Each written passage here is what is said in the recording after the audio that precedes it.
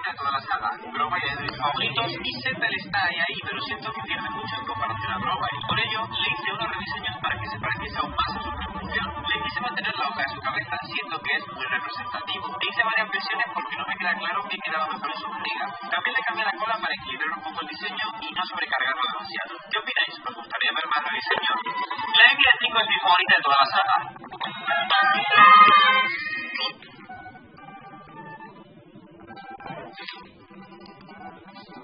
De Pokémon está repleto de criaturas de diferentes tipos. Actualmente contamos con 18 y hace un tiempo hizo un video de los mejores Pokémon de cada tipo, por lo que en esta ocasión toca hacer todo lo contrario. Vamos a descubrir cuáles de todos los tipos tienen a su peor representante y les aseguro que muchos se quedarán sorprendidos con los resultados de este top. Así que, ¿qué tal, mis genios? El día de hoy, los peores Pokémon.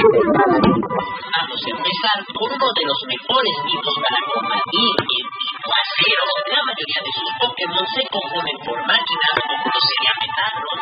Los Pokémon con algunas partes hechas de este otro material, como lo sería Skyzone. Y dentro de los peores, estuve a punto de poner a Metagross, más que nada porque son resultados y no tienen nada más de interesante. Afortunadamente, si no lo puse aquí, es por sus formas autoestar. Yo en algún momento pensé que esta era la evolución final, o que íbamos a poder personalizarlo, pero Pokémon le tuvo miedo al éxito. Entonces Elevador no se quedó con este lugar y el pedazo de fierro se quedará con esta posición. Y puede que sea un poco predecible, porque no a mucha gente le agrada este Pokémon. Estoy hablando de Klinkilam.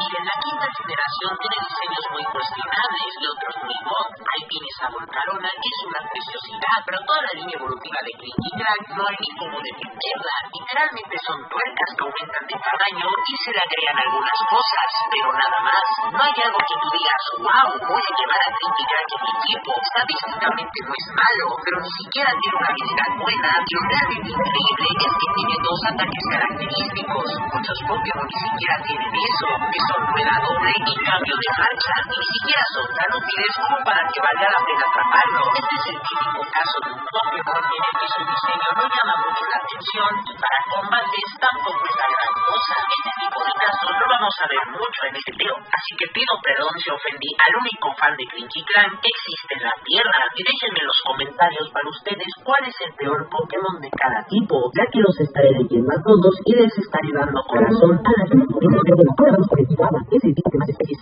tiene de toda la franquicia. Tantos, era obvio que algunos no me iban a gustar, sobre todo porque hay algunos que son literalmente peces. Ya, de monstruos tienen poco en verdad, como Seeking y la mayoría de gente que ha jugado la primera generación. A veces